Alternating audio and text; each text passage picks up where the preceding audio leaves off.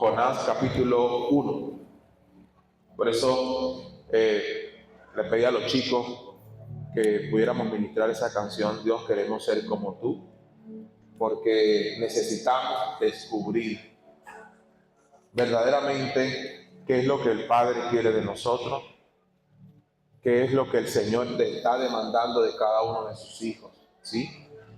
Me encanta lo que Jesús vino a reflejar en la tierra, y Jesús vino a reflejar la paternidad del Señor, pero también vino a reflejar lo que es el Hijo. Y todos estamos en un proceso. Dice acá, Jonás capítulo 1, versículo 1, dice: cierto día un hombre llamado Jonás, hijo de Amitai, recibió un mensaje de parte de Dios. ¿Qué recibió Jonás? ¿Qué recibió Jonás, iglesia? Un mensaje de parte de Dios. Y dijo: levántate y ve a la gran ciudad de Nínive. Dile que ya he visto lo malvados que son.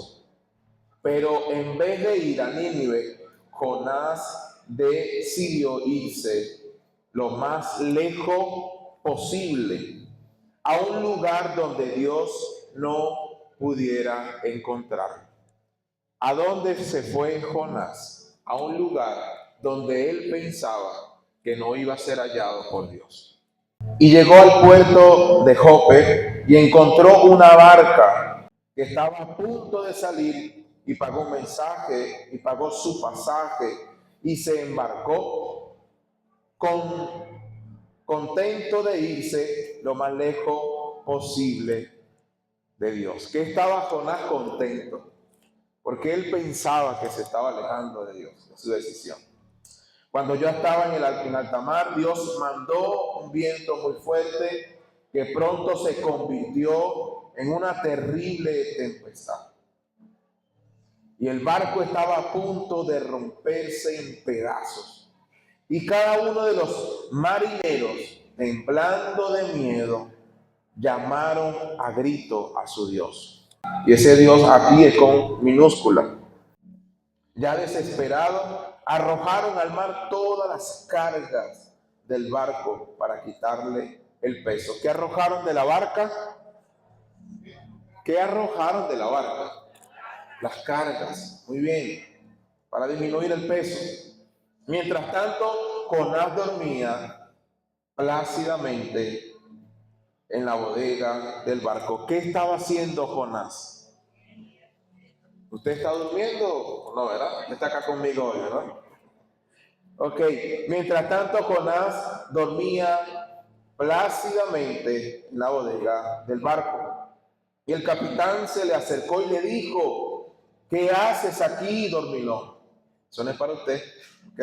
¿Qué haces aquí, dormilón? Levántate, pide ayuda a tu Dios. Tal vez nos salve al ver que estamos en peligro. Al mismo tiempo, los marineros decían: echémosle suerte para saber quién tiene la culpa de nuestra desgracia. ¿Quién tiene la culpa de tu desgracia? Echaron suerte y Jonás resultó culpable. Entonces los marineros preguntaron a Jonás: dinos ya por qué estamos sufriendo todo esto. Y mire las preguntas que le hacen a Jonás: ¿en qué trabajas? ¿De dónde vienes? ¿Cuál es tu país? ¿De qué nación eres? Jonás portaba una identidad secreta. Y Jonás respondió: soy hebreo, adoro a nuestro Dios con D mayúscula, soberano y creador de todas las cosas. Mire cómo Jonás reconocía el poder de Dios. Tal vez lo había escuchado, tal vez su padre le habían comentado lo que el Señor había hecho, pero ¿qué estaba haciendo Jonás? Huyendo del creador del cielo y de la tierra. Y lo que estaba pasando era culpa mía, pues estoy huyendo de él. ¿Cuántos están huyendo de Dios en esta mañana? O se lo vamos a saber hoy, ¿ok? Los marineros, llenos de terror, le dijeron: ¿por qué has hecho esto? ¿qué podemos hacer contigo? El agua se nos viene encima y la tormenta se está poniendo más violenta. Mire la pregunta que los marineros le hacían a Jonás. Qué impresionante que usted tiene la respuesta para muchas cosas, pero usted no ha querido tomar decisión. Pero Dios usó a la tripulación para decirle a Jonás, ¿qué podemos hacer? Y Jonás sabía la clave. Y usted sabe la clave. Versículo 12, échenme al mar y el mar se calmará. Contestó Jonás, esta terrible tempestad cayó sobre ustedes por mi culpa. Hay cosas que le están pasando a usted, o hay cosas que le está pasando a nuestra nación, hay cosas que pueden estar pasando en nuestra comunidad por causa de nosotros. Versículo 13, los marineros comenzaron a remar con toda fuerza, tratando de acercar el barco cada vez más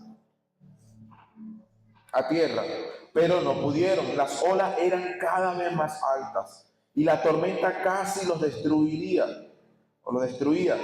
Desesperados, los marineros gritaron, Dios, pero con D mayúscula, por favor, no nos dejes morir por matar a un hombre inocente. No nos culpes de muerte, pues eres tú, Dios mío, quien ha querido hacer todo esto. Entonces los marineros tomaron a Jonás y lo tiraron al mar. De inmediato el mar se calmó. Al ver lo sucedido, los marineros reconocieron al Dios de Israel como su Dios. Y le presentaron una ofrenda y prometieron seguir adorándole a Dios. Entonces Dios mandó un pez enorme. ¿Cuántos están dentro de un pez? No lo sabemos. Entonces Dios mandó un pez enorme y se tragó a Jonás, y Jonás estuvo dentro del pez 3 días y 3 noches. Y usted me va a ayudar, porque el tema de hoy es: no dejes que Jonás suba a tu barca. Dígale a su vecino, no dejes que Jonás suba a tu barca. Y si Jonás está en tu barca, usted tiene que hacer algo hoy. ¿Estamos? ¿Sí? Muy bien.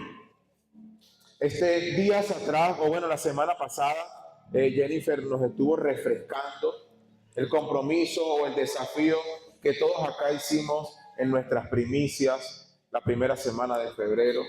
Y es probable que tal vez usted dice, bueno, no estoy viendo nada, no estoy viendo los resultados, todo lo que anoté todavía no lo estoy viendo. Y el punto no es si lo estás viendo, el punto está en que usted decida creer, aunque estamos ya en un mes que vamos en cuenta regresiva. Y es importante, amada iglesia, que usted desempolve lo que usted en fe hizo en febrero. Señor, estas fueron mis metas personales, estas fueron mis metas familiares, estas fueron mis metas ministeriales.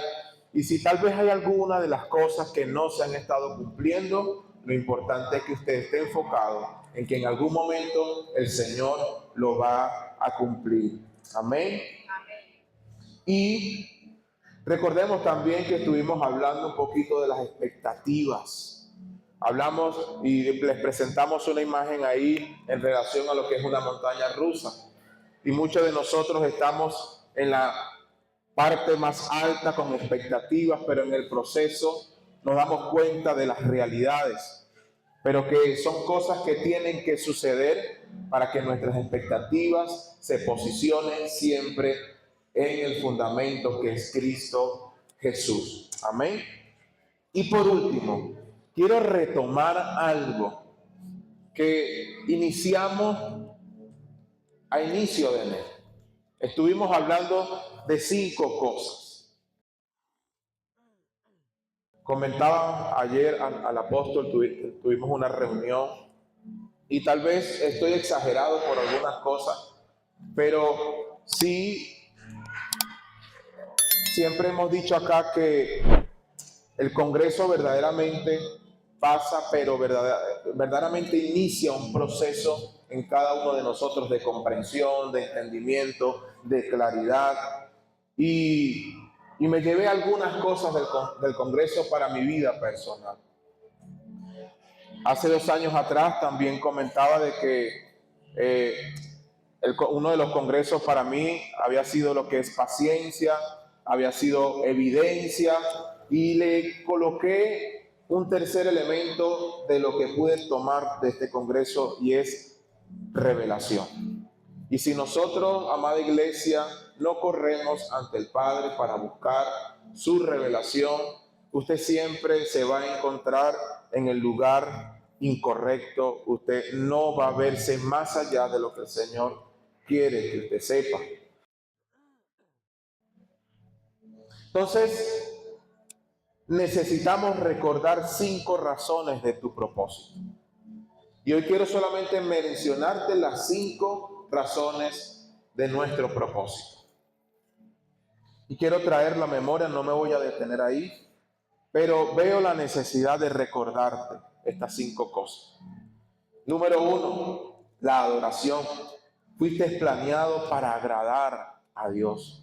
El equipo de alabanza con la guía de Dios hace un macro esfuerzo para ayudarte a ti a que podamos adorar y exaltar la gloria de Dios.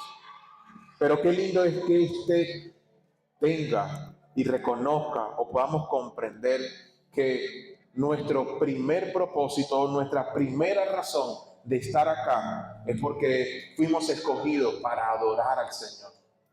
Miren, todos acá han vivido una experiencia de estar enamorado, ¿sí? Y cuando usted está enamorado, usted se convierte en una piñita debajo de un brazo, que hasta que usted no alcanza el objetivo, usted no se queda tranquilo, ¿sí o no? Los hombres saben de lo que estoy hablando, ¿ok?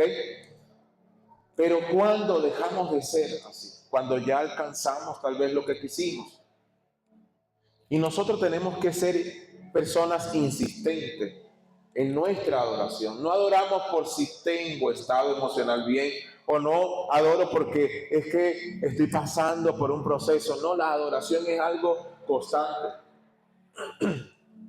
Y eso es parte del reconocer la primera razón. Dios te diseñó para adorar. Y adorar es decirle gracias, Señor. Gracias por el día de hoy. Gracias porque hoy pude despertar. Sabes, muchas personas hoy no despertaron, pero Dios te dio el regalo de despertar. Y eso es adoración. Número 2, la segunda razón es que Dios te diseñó para la comunión. Comunión, esa intimidad, esa relación que por naturaleza el Señor ya la colocó en nuestras vidas. Fuiste hecho para la familia de Dios. Y eso quiere decir de que yo no debo de tomar los domingos como algo religioso. Yo vengo para acá cada domingo porque sea que vengo. Vengo a que como cuerpo podamos alabar y adorar a Dios. Vengo porque tengo la necesidad de verles, compartirles, estrecharles, abrazarles. Dios nos dio esa razón de esa comunión. Fuiste hecho para la familia de Dios. Si te desconectas de la familia, es probable que vas a morir. Si te desconectas de ese núcleo que Dios estableció, que es su cuerpo, es probable que vas a morir. Número 3, la tercera razón es el discipulado. Fuiste creado para ser como Cristo. Y Dios usó a la persona que está a tu lado para formarte. Dios estableció tal vez un líder, una cobertura, un apóstol, un pastor, para ayudarnos a canalizar algunas cosas. Entonces, nuestra tercera razón de propósito es que el discipulado, fuiste formado para ser como Cristo. Y Dios va a usar todos los elementos necesarios para ayudarte a crecer y a ser más como Cristo. Amén. Número 4. La cuarta razón, fuiste diseñado para el ministerio. Fuiste formado para servir a Dios. Y tenemos que comprender, amada iglesia, de que usted no está puesto en la tierra para ser un consumidor. Usted está puesto, fue colocado en la tierra para dar a lo que por gracia Dios ya ha depositado en tu vida. Entonces nuestra cuarta razón es el ministerio. Fuiste formado para servir a Dios. ¿Y cómo sirvo a Dios? Ve a la persona que está a su lado. No se asuste, véalo con amor, con la gracia de Dios. Es probable que esté maquillado, no esté maquillado, pero véalo. Dios te colocó al lado de esa persona para servir. Dios te colocó en esta ciudad bendita para servirle a esta nación, cosa que Jonás le costó entender. Y quinto, o la quinta razón, fuiste establecido para evangelizar. Si yo le invito a que usted se pare acá, no le voy a decir la nostalgia que tengo, pero usted se va a dar cuenta de tantas sillas vacías que hay acá. Pero usted y yo fuimos diseñados para evangelizar. Fuiste hecho para una misión. La pregunta es, ¿en qué misión usted está?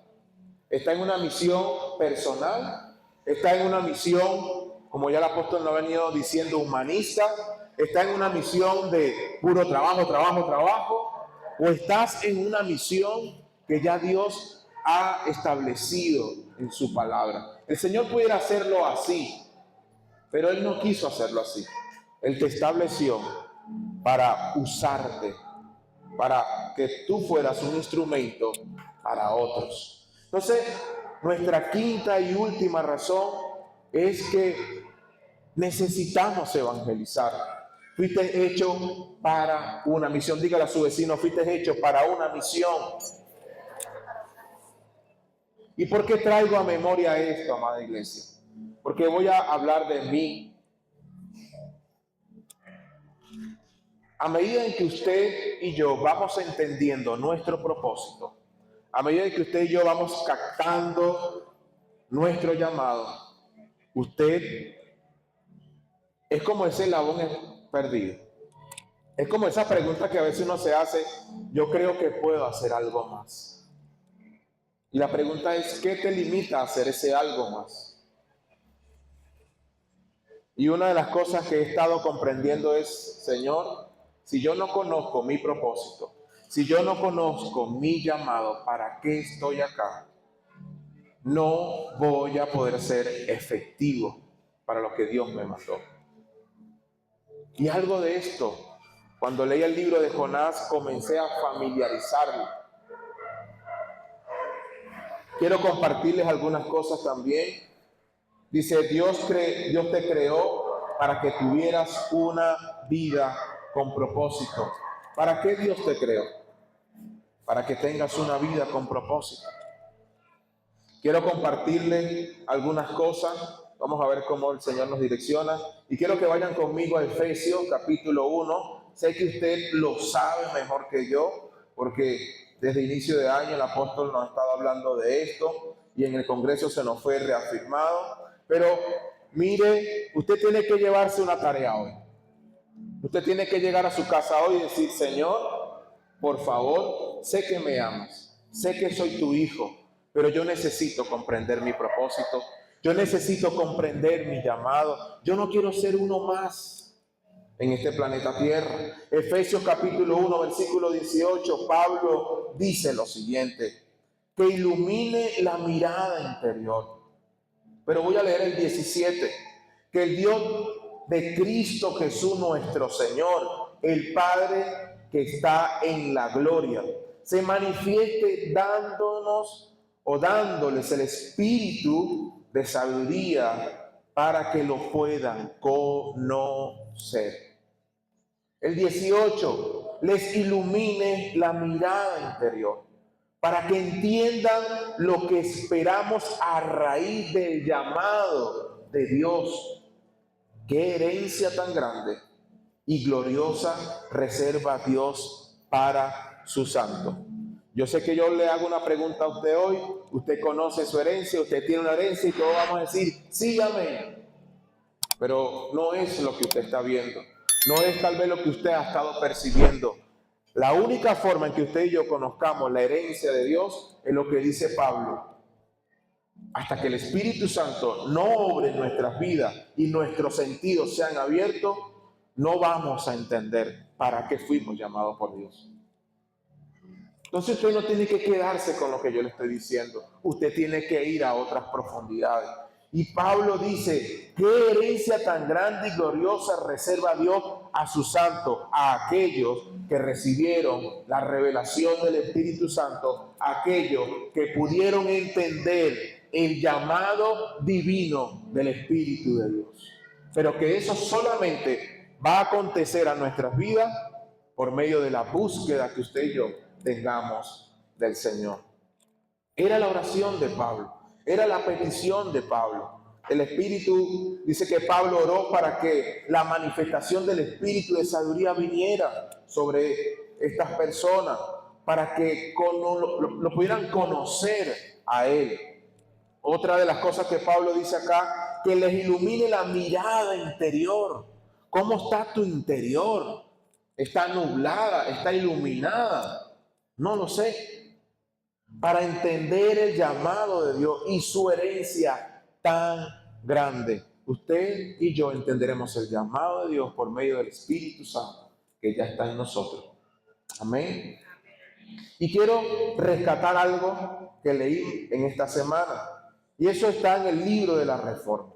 No me voy a extender acá. Usted debería tener este libro, si no, te puede adquirirlo.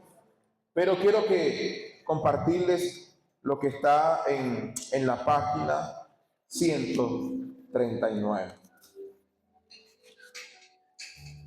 Dice, redescubriendo el propósito. La última reforma que espera la tierra está fundamentada en el redescubrimiento y manifestación plena del propósito eterno, el cual requiere, en primer lugar, que la iglesia sea redimensionada en su cosmovisión. A eso el apóstol lo ha hablado en muchas ocasiones. Para ser entrenada e inspirada a predicar este evangelio del reino en todas las naciones. Otra de las cosas que el apóstol Fernández dice acá, y lo subrayé, dice, cuando hablamos en términos eclesiásticos de cosmovisión, hablamos de la perspectiva, concepto o representación mental que la iglesia posee acerca de su existencia y su razón de ser. Por lo tanto, una cosmovisión ofrece un marco de perspectiva, ofrece nociones, conceptos, ideas, motivaciones y estructuras de pensamiento que nos gobiernan. El tipo de cosmovisión que usted tenga es el tipo de acción que usted va a tener en su vida. Si usted tiene la cosmovisión de Dios, entonces vamos a alinearnos dentro de esos parámetros. Pero si usted tiene una cosmovisión humana, humanista, usted se va a desarrollar como el sistema no quiere arropar. La condición del caos presente en toda la esfera de la humanidad reclama que en la iglesia de hoy en día se produzca el redescubrimiento del propósito por el cual Dios hizo todas las cosas a fin de tener la cosmovisión del Rey. Amada iglesia, ¿qué cosmovisión usted tiene? ¿Usted verdaderamente tiene la cosmovisión del Rey de Reyes? Mire lo que dice más abajo. Es muy lamentable, pero quizás el 98% de más de 1 billones que asisten a la iglesia en toda la tierra desconocen su propósito eterno de Dios. O tienen una idea vaga, lo que les deja como una cosmovisión equivocada de su realidad y existencia. La realidad es que, de no ser así, el mundo no estaría en tinieblas. Cuando leí esto, me conecté con lo que el apóstol Basilio nos enseñaba. No nos preocupemos por los políticos. Nuestro trabajo es orar para que Dios intervenga. Pero mientras la iglesia no se ocupe en su propósito, en su llamado, seguiremos viviendo tiempos de tinieblas. Cuando la iglesia desconoce el propósito por la cual fue constituida por el rey, desperdicia todo su potencial, sus capacidades y oportunidades para establecer el reino de Dios. Cuando yo desconozco mi propósito, mi llamado, desperdicio todo el potencial que Dios me ha dado. Desperdicio la capacidad que Dios me ha dado. Y desperdicio y no sé mi momento oportuno para Dios proyectarme. ¿Sí lo ven? Conocer el propósito de Dios es una esencia y es la realidad. Es una de las necesidades más urgentes. Dígale a su vecino, estamos en un SOS, dígale. Estamos en un SOS. SOS de identidad, SOS de propósito, SOS de un llamado divino que ya Dios ha establecido en nuestras vidas. Entonces estamos en una necesidad muy urgente que tiene la iglesia presente hoy. Y voy a mencionarles solamente los subtítulos. Conozcamos lo importante que es para el rey su propósito. Número 1, el propósito de Dios es eterno. Por más que usted quiera esconderse como Jonás, el Señor te va a acorralar para que usted haga lo que el Señor le mandó hacer. Lo que Él ya determinó hacer en tu vida, no va a haber nada que lo opaque. Número 2, el propósito de Dios es único. Por eso Dios colocó caracteres, personalidades totalmente diferentes. Porque hay algo, una esencia de Dios en ti que solamente tú puedes llevarlo. Entonces, número 2, el propósito de Dios es único. Diga conmigo, Jehová cumplirá su propósito en mí. El Señor cumplirá su propósito en mí. Número 2, 3. Conocer el propósito de Dios es conocer la voluntad de Dios. ¿Usted sabe lo que es eso? Estamos orando, Señor, o estamos cantando, Señor, quiero ser como tú. En mi corazón anhela eso.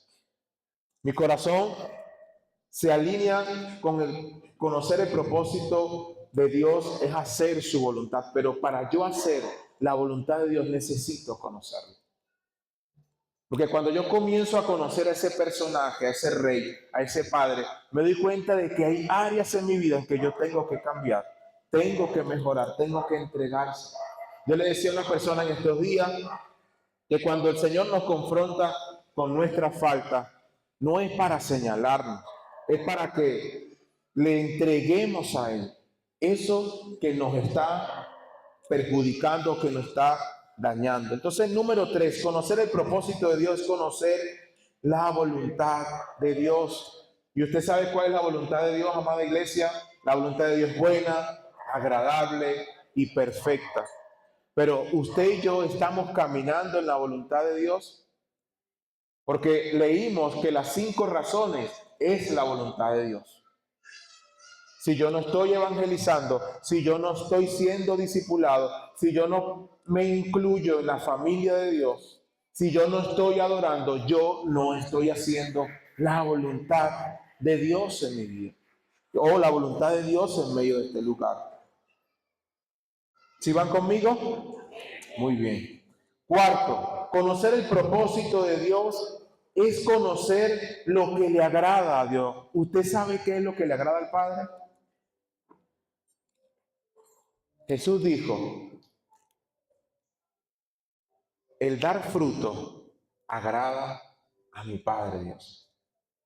Por eso Jesús no solamente consolidó 12, sino que se entregó a las multitudes. Cuarto, conocer el propósito de Dios es conocer lo que le agrada a Dios y no lo que me agrada a mí. Y creo que Dios en este tiempo está buscando de corregirnos, de canalizar muchas cosas, Porque Él quiere hacer algo con cada uno de nosotros. Él quiere que su iglesia sea proyectada como su palabra lo ha establecido. Pero necesitamos conocer lo que le agrada a Dios. ¿Qué le agrada a Dios? Debería ser una pregunta para nuestras vidas personales. ¿Qué le agrada a Él? ¿Qué le agrada verdaderamente a Dios? Y para yo saber lo que le agrada, yo necesito convivir, yo necesito tener comunión con Él. Número quinto, el propósito es el fundamento de la oración eficaz. ¿Sabía usted que Dios no va a responder oraciones personales?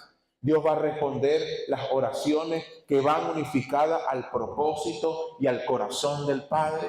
Es por eso tal vez usted no está viendo los cambios. Es probable que usted no esté viendo los cambios en su vida. Es probable que usted no esté viendo los cambios en su comunidad, porque no estamos orando seguramente conforme a esa oración eficaz. Y para yo orar en oración eficaz, necesito relacionarme con Dios. Diga conmigo, relacionarme con Dios. Relacionarme con el Padre. Porque si no mezclamos nuestra oración como lo hizo Jonás, si no comenzamos a actuar y accionar como Jonás, y ya lo vamos a ver. Número 6, el propósito de Dios obedece a un diseño perfecto. El propósito de Dios obedece a un diseño perfecto. ¿Qué le corresponde a usted? ¿Y qué me corresponde a mí? Meterme en el diseño. Más nada. Si yo altero el diseño, tengo problemas con Dios. Y esto es muy clave que usted lo evalúe.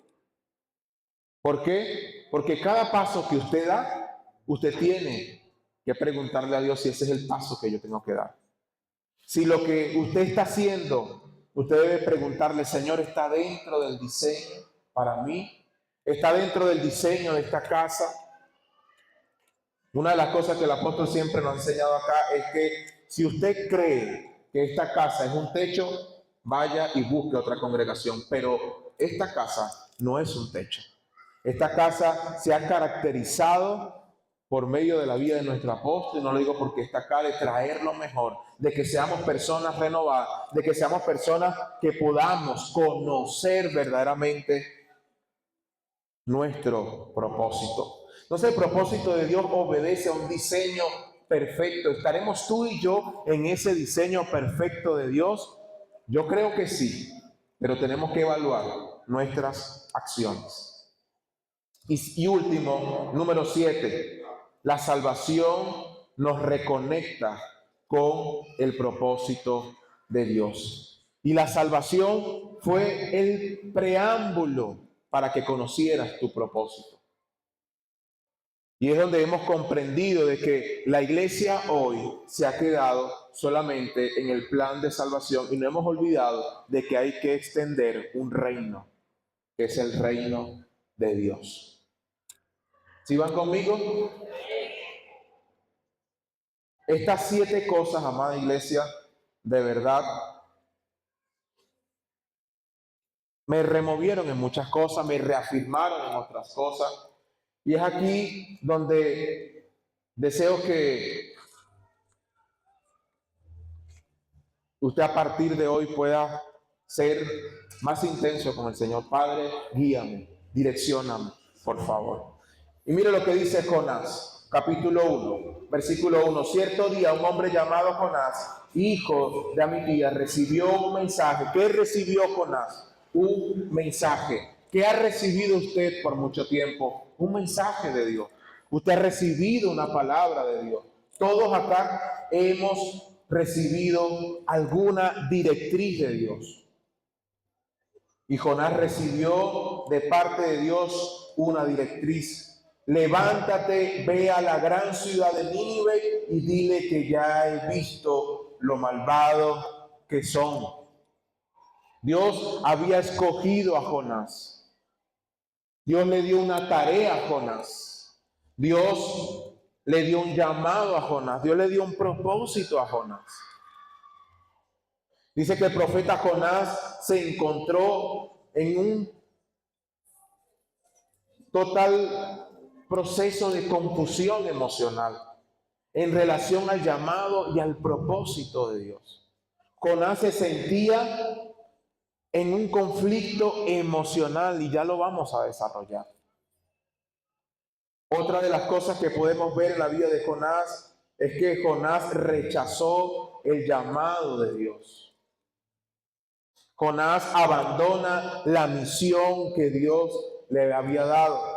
Jonás odiaba tanto a los asirios que había perdido toda su perspectiva. Por eso Jonás en el versículo 2, en el versículo 3, toma una decisión que muchas veces nosotros tomamos a diario. Tenemos un llamado de Dios, fuimos escogidos por Dios, pero tenemos un desorden en nuestro interior y buscamos responsables para no asumir nuestra asignación. Y mire lo que dice el versículo 3, pero en vez de ir a Nínive, Jonás decidió irse lo más lejos posible a un lugar donde Dios no pudiera encontrarse. Y llegó al puerto de Jope y encontró un barco que estaba a punto de salir y pagó su pasaje en el barco, contento de irse lo más lejos posible de Dios. ¿De qué estaba huyendo Jonás? Estaba huyendo de la asignación de Dios. Estaba huyendo de su llamado. Estaba huyendo del diseño que ya Dios le había dado a Jonás. Dios nos ama tanto, amada iglesia, que así como intervino en esta ciudad ya Nínive, es lo que Dios quiere hacer en nuestra actualidad. Si usted sigue orando, Señor, estoy a la expectativa de cuándo usted va a venir. Eso es una oración sin propósito, porque sabemos que el Señor va a venir, pero lo importante es que estemos haciendo lo que Él nos mandó hacer. El versículo 4, cuando ya estaban en alta mar, Dios mandó un viento muy fuerte, que pronto se convirtió en una terrible tempestad. El barco estaba a punto de romperse en pedazos y cada uno de los marineros temblaron de miedo y llamaban a grito a Dios.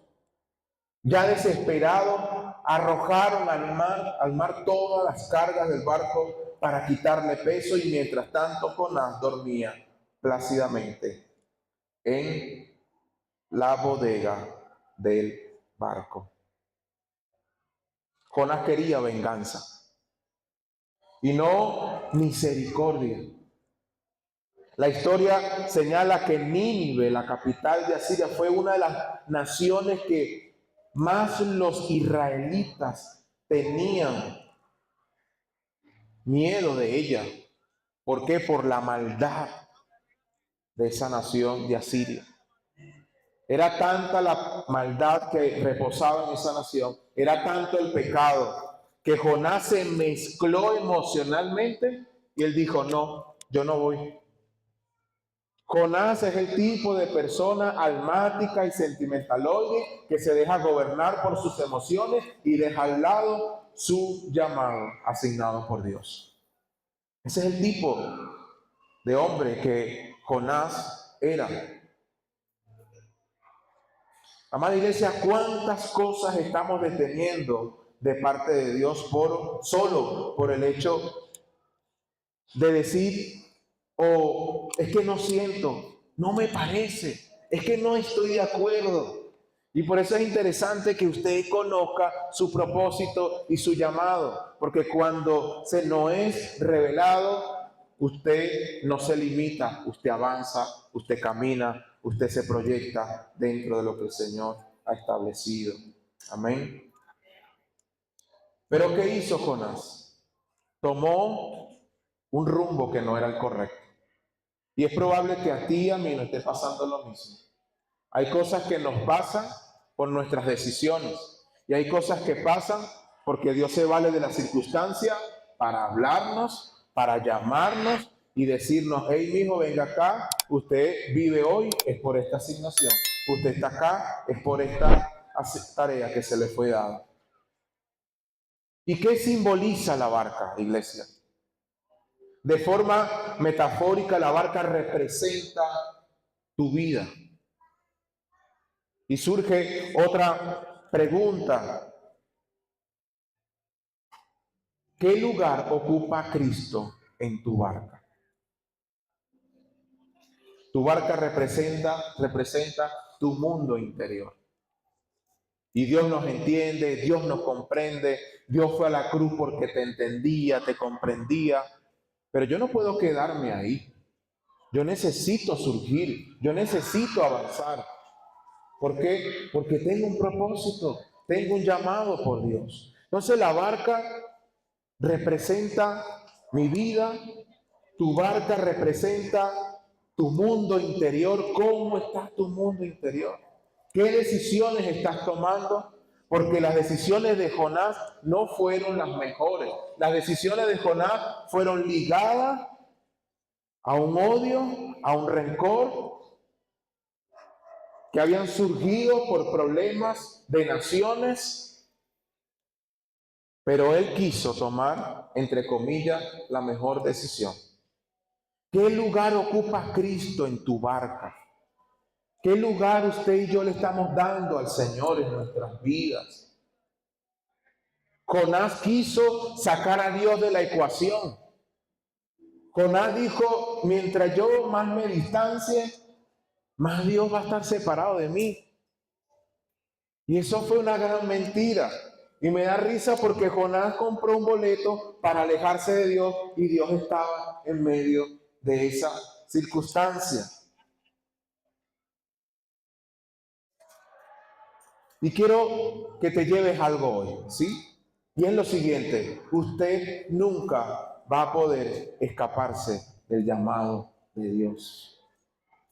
Y eso es lo que me encanta del Señor, porque Él no está viendo tus debilidades, Él no está viendo tus limitaciones, Él está viendo antes de la fundación del mundo para lo que tú fuiste asignado. Jonás había sido escogido por Dios para ese momento porque no había otro como Jonás para ir a la nación de Nínive y llevar el plan de salvación.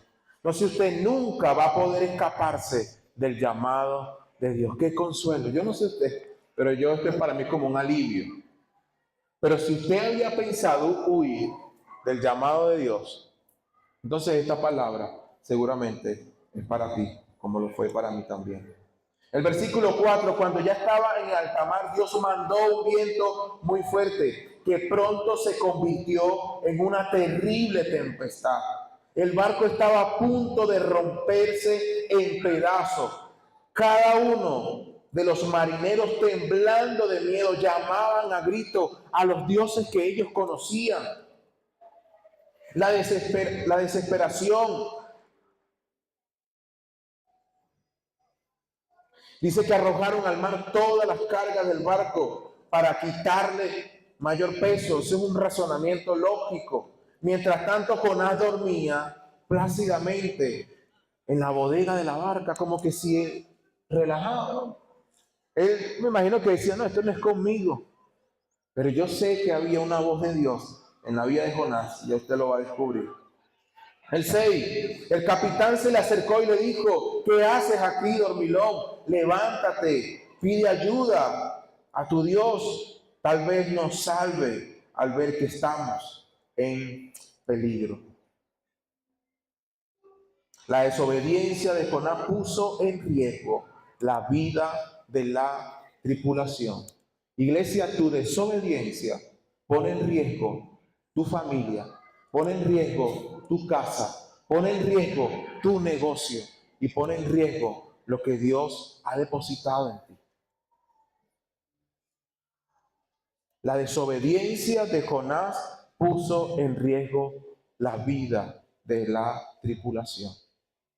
Eso es como que si yo le esté haciendo un daño a usted, ¿qué voy a hacer? Yo tengo que hacer algo. No voy a quedarme ahí para seguir lastimándole, ¿sí o no? Dice más abajo. Dice acá, cuando ¿Cuántos de nosotros estamos tomando decisiones incorrectas sin tener una guía o una palabra? Y lo que hacemos es justificar todo. Hay algo que he escuchado y sé que no solamente pasa acá, el apóstol Osbel nos ha venido instruyendo un poquito sobre eso, y a veces la gente dice, no, es que yo percibo de Dios. Y la gente cree que, ¿sí? Solo que uno no puede ponerse pico y pala con usted. Uno deje el tiempo, como Jonás le va a decir qué pasa. Pero ¿cuántos de nosotros estamos tomando decisiones incorrectas sin tener una guía? Dios le había dado una palabra a Jonás. ¿Qué más tenía que hacer Jonás? Ser obediente a la instrucción de Dios. Pero Jonás no lo hizo de esa forma. No podemos tomar decisiones por nuestro parecer, por nuestro razonamiento o por cómo usted se sienta. Necesitamos tomar la decisión conforme al propósito y al llamado que Dios ha establecido en nuestras vidas. Amén. ¿Usted está conmigo? ¿O estoy siendo muy directo? No lo sé. Pero bueno, usted tome lo que tenga que tomar. Dice acá el versículo 7, al mismo tiempo los marineros decían, echemos suerte para saber quién tiene la culpa de nuestra desgracia. ¿Quién tiene la culpa de la desgracia? Porque somos muy buenos echándole la culpa a la gente. Pero Jonás reconoció, yo soy el responsable, yo soy el culpable de esta situación. Me echaron suerte y Jonás resultó culpable. ¿Acaso era pura suerte? Dios estaba ahí. Y qué tremendo que cuando usted huye, todo se va a ir alineando hacia ti. Y Dios te va a buscar las 1000 formas para que tú reconozcas que verdaderamente hay un Dios. Y la pregunta surgió, dinos, ¿ya por qué estamos sufriendo todo esto? Es importante que usted se haga esa pregunta. ¿Por qué están pasando estas cosas? ¿Por qué las condiciones están como están? ¿En qué trabajas? ¿De dónde vienes? ¿Cuál es tu país? ¿De qué nación eres? Y Jonás respondió, soy hebreo. Y adoro a nuestro Dios, soberano y creador de todas las cosas. Jonás sabía quién era Dios. Jonás sabía que había un Dios soberano y creador de todas las cosas. Y lo que estaban pasando y lo que ustedes están pasando es culpa mía. Pues estoy huyendo de él. ¿Qué están pasando en tu vida? ¿Has tenido problemas en tu vida? La decisión que vas a tomar hoy, tienes que pensar lo que vas a decidir. Porque si la decisión que usted tome no se alinea al propósito, usted está afectando un llamado, usted está afectando un propósito, usted está afectando un cuerpo, ¿sabe?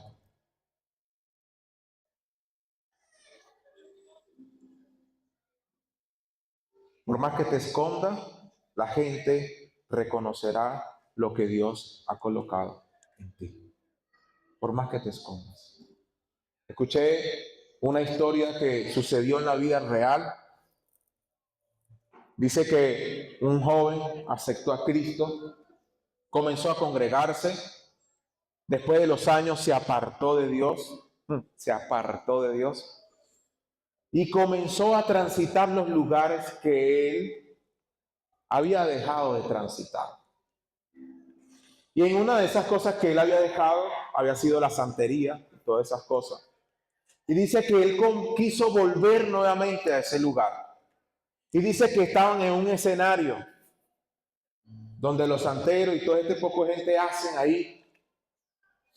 Y dice que el líder de ellos que estaban ahí, dice, no puedo continuar lo que tengo que hacer, porque hay aquí un personaje que no es de este equipo. Y dice que este hombre lo señaló, tú no eres de nosotros.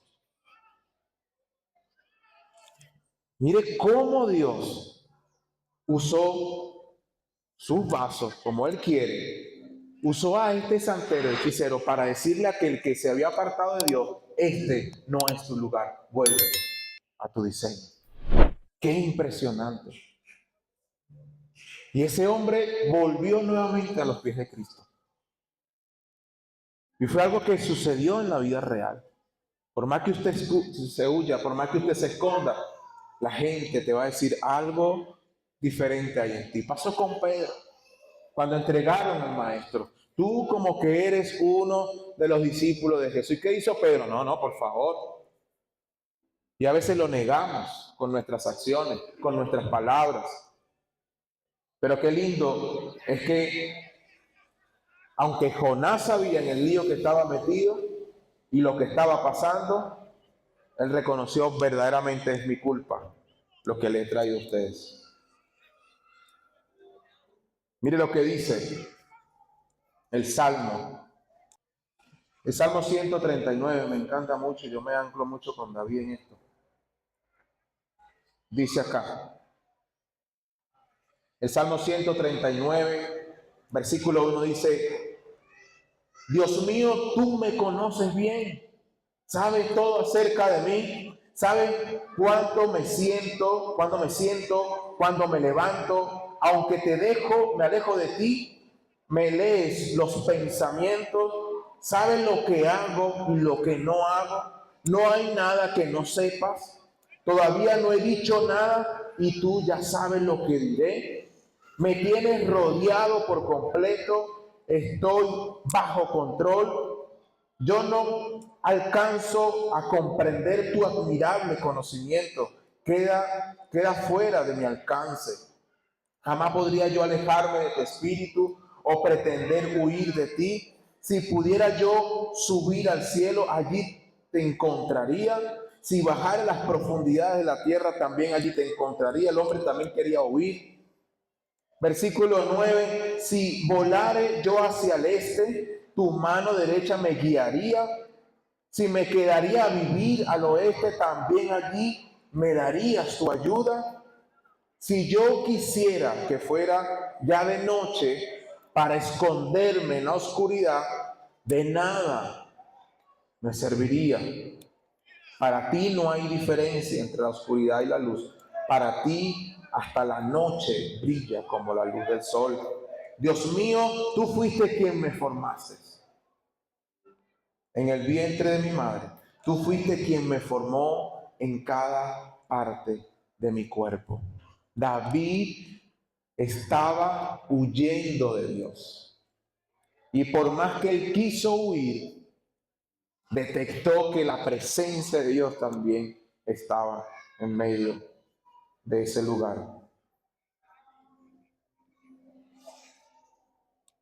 Dígale a su vecino, vecino, pero con ánimo, vecino, la solución está en tus manos. La solución está en tus manos, amada iglesia. Cuando nos salimos del diseño, entorpecemos a otros. Cuando usted se sale del diseño, usted estorba a otra persona. Se me acabaron las hojas. Vale, estoy aquí. Ok. Dice que el versículo 10, los marineros llenos de terror le dijeron, ¿por qué has hecho esto? ¿Qué podemos hacer contigo, Jonás? El agua se nos viene encima y la tormenta está poniendo más violenta. Y es ahí donde Jonás le dice, échenme al mar. Dígale a su vecino, no deje que Jonás se suba a tu barca. Toda resistencia que se ha querido colocar en tu vida. Échame al mar y el mar se calmará, contestó Jonás. Esta terrible tempestad cayó sobre ustedes por mi culpa. El 13 dice, los marineros comenzaron a remar con todas las fuerzas, tratando de acercarse al barco, acercar el barco a tierra, pero no pudieron. Las olas eran cada vez más altas y la tormenta casi lo destruía. Desesperados, los marineros gritaron. Fíjense que los marineros no gritaron al Dios que ya ellos habían conocido.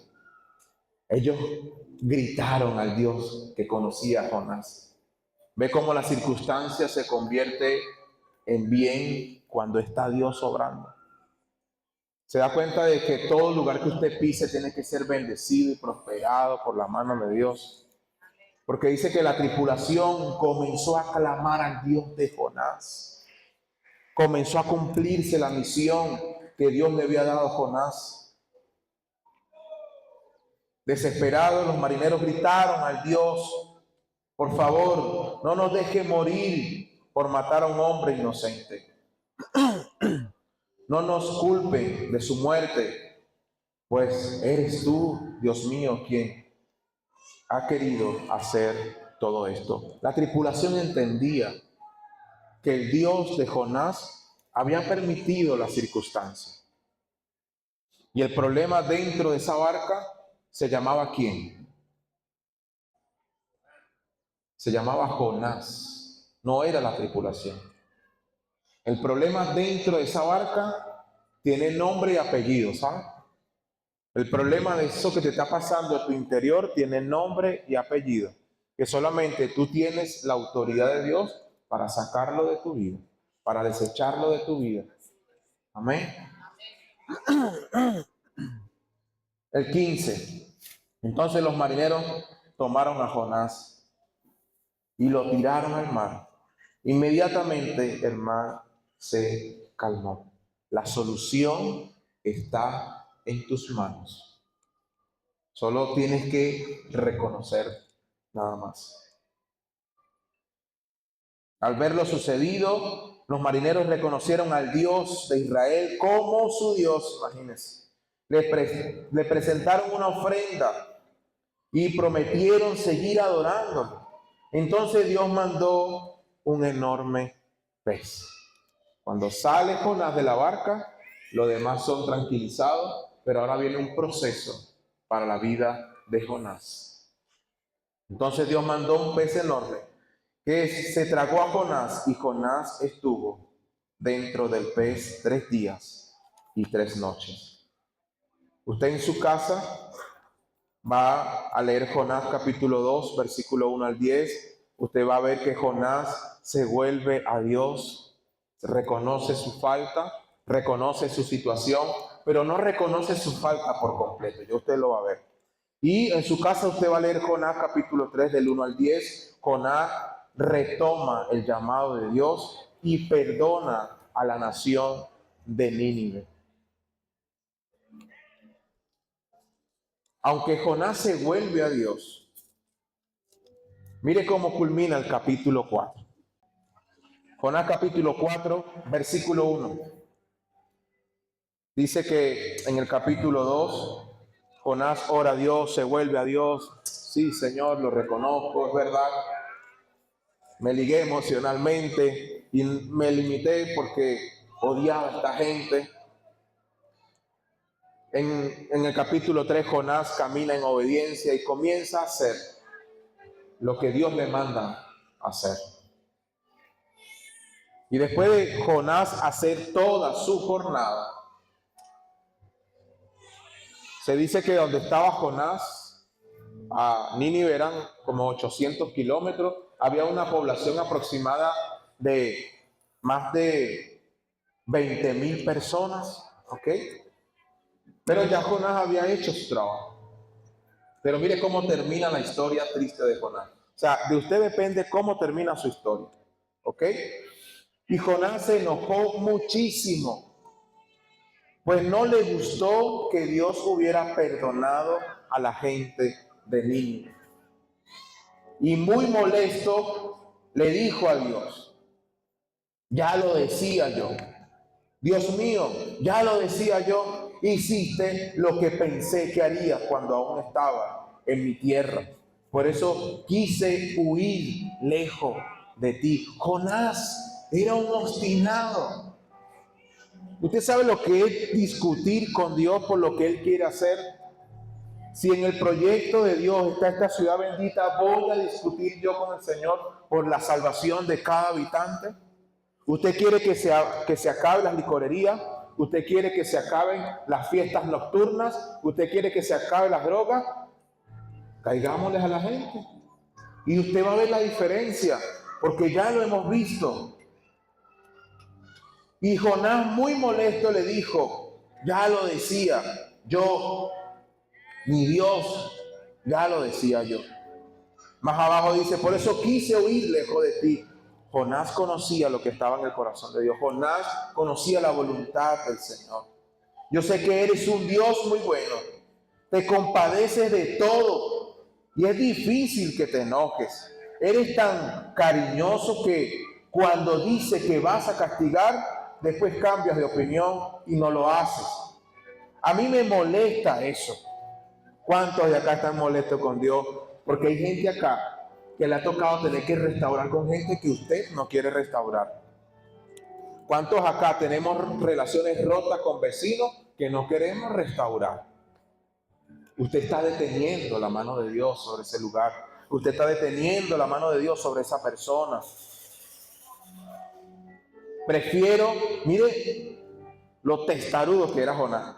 Prefiero que me quite la vida antes que ir a hablarle al vecino. Prefiero que me quite la vida antes de hablarle a aquella persona que me ha hecho mal. Prefiero que me quite la vida antes de ver la transformación de esta ciudad. Si vas a ser así, mejor mátame. Si vas a ser un Dios misericordioso, entonces mátame. Si vas a hacer misericordia con aquel que me robó, mátame, viejo, por favor. Es lo que Jonás le estaba diciendo a Dios. Es una locura. Versículo 4. Y Dios le pregunta a Jonás, ¿qué razón tienes para enojarte así, Jonás? Jonás salió de la ciudad y se fue a un lugar desde donde podía ver todo. Luego cortó una rama y construyó un refugio para protegerse del sol. Se sentó bajo la sombra y se puso a esperar lo que iba a pasar en la ciudad. Y usted sabe que estaba esperando Jonás que Dios hiciera su plan de salvación sobre Nínive. A eso es lo que estaba esperando Jonás, pero con obstinadera. Versículo 6. Y por su parte, Dios hizo brotar una planta.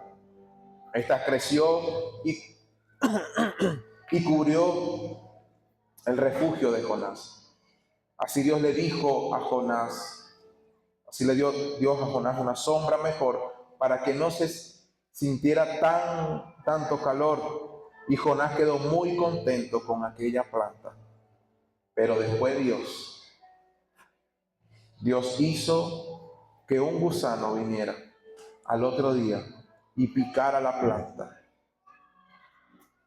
Esta pronto se secó y cuando salió el sol, Dios mandó un viento tan caliente que el pobre Jonás casi se desmayaba. Era tanto el calor que Jonás quería morirse. Por eso gritó, prefiero morir que seguir viendo lo que estás haciendo con Nínive.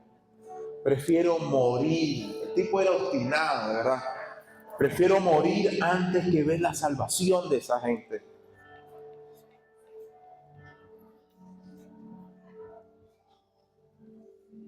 En el versículo 9, entonces Dios le pregunta a Jonás, ¿crees que es justo que te enojes tanto porque se secó la planta? Por supuesto que sí, dijo Jonás. Sin ella prefiero morirme. No me hace falta lo que hiciste. Y Dios le respondió a Jonás, ¿estás preocupado por una planta que no sembraste ni hiciste crecer? En una noche creció y en la otra se secó. ¿No crees que yo debo preocuparme y tener compasión de la ciudad de Nínive, Jonás? Es tan grande la ciudad que sus habitantes son de 120,000 personas que no saben qué hacer para salvarse. Y hay muchos animales también. Pero Jesús, Dios le dice, ¿no crees que yo debo de preocuparme y tener compasión por la ciudad de Nínive? Dígale a su vecino, echa a Jonás de tu vida. Porque Jonás no te va a dejar crecer, iglesia. Jonás no te va a dejar avanzar. Jonás peleó y hasta quiso morirse por no ver la transformación que Dios tenía para la nación de Nínive. Pero tú tienes la solución. Mire cómo el salmista David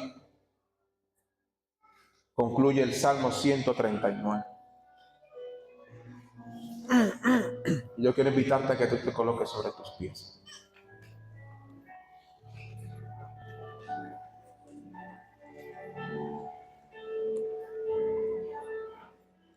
Si has estado huyendo, escucha el llamado de Dios. Si te has estado escondiendo, ahí te va a encontrar Dios. Si estás tomando decisiones alocadas, vuélvete al diseño de Dios. Pero David en el Salmo 139 culmina de esta forma. Y es lo que quiero dejarte. Y es lo que Dios ha puesto en mi corazón. Mire lo que David dijo. Después de huir en sus cosas, dice, Dios mío, mira el fondo de mi corazón y pon a prueba mis pensamientos. ¿Qué hay en tu corazón? ¿Qué hay en tu barca, amada iglesia? Jesucristo es la única barca de salvación. Si tú tienes a Cristo en tu vida, vas a estar bien. Si tienes a Cristo gobernando tu vida, vamos a estar bien. David dijo, Dios mío, mira el fondo de mi corazón y pon a prueba mis pensamientos. Dime si mi conducta no te agrada. ¿Será que tu conducta le agrada al Señor? ¿Será que tu comportamiento le agrada a Él? Y enséñame a vivir como quieres que yo viva. En otras palabras, David dijo, Señor, yo quiero vivir como tú quieres que yo viva. En otra versión dice, arranca de mí todo aquello que te entristece. Dios necesitaba verdaderamente a Jonás. Y la historia de Jonás no tenía que haber terminado de esa forma. Jonás tenía que haber terminado conforme a la oración que él hace en el capítulo 2. Porque Jonás reconoce lo que era Dios. Jonás sabía que Dios quería la salvación para Nínive. Jonás sabía que Dios había libertado. Jonás sabía que Dios amaba a la gente. Por eso el final no era el mejor para Jonás. Y por eso creo que Dios confronta a Jonás. ¿No cree que yo debo de preocuparme y tener compasión de esta ciudad bendita, tener compasión del vecino? ¿Acaso no tengo que preocuparme de tener compasión del que te robó, del que te matraqueó? Y cuando usted comienza a colocarse los lentes de Dios, mira, tu óptica comienza a ser diferente. Pero David dice, Dios mío, mira el fondo de mi corazón y pon a prueba mis pensamientos. David pensaba que Dios no conocía sus pensamientos. Y antes de lo que usted esté pensando hoy, ya el Señor ya lo sabe. Ya Él sabe lo que tú vas a hacer después de salir acá. Ya Él sabe lo que vas a hacer el mañana. Ya Él sabe. Dime mi conducta. Dime si mi conducta no te agrada. ¿Nuestras conductas están agradando a Dios? Yo no tengo que estar detrás de ti, iglesia, porque para eso tienes el Espíritu Santo. No estoy aquí tampoco para señalarte ni condenarte. Solo estoy acá para que comprendas que en tu huida Dios está ahí. Y es probable que hay cosas que han pasado en tu entorno, no porque Dios le ha placido, sino que Dios se vale de eso para llegarte. Y para que entiendas que no son con tu fuerza, es con las fuerzas del Señor. Dime si mi conducta no te agrada. ¿Usted va a seguir tomando decisiones por su propia cuenta? ¿Usted va a seguir tomando sus decisiones por sus áreas emocionales? ¿Usted va a seguir tomando decisiones como Jonás, almático, sentimentaloide? ¿Me parece, no me parece? Y David dice, y enséñame a vivir. En otras palabras, ya yo no quiero ser así, Señor. Yo quiero aplegarme a lo que tú quieres. Enséñame a vivir como quieres que yo viva. Y ahí con tus ojitos cerrados, y si usted puede levantar sus manos.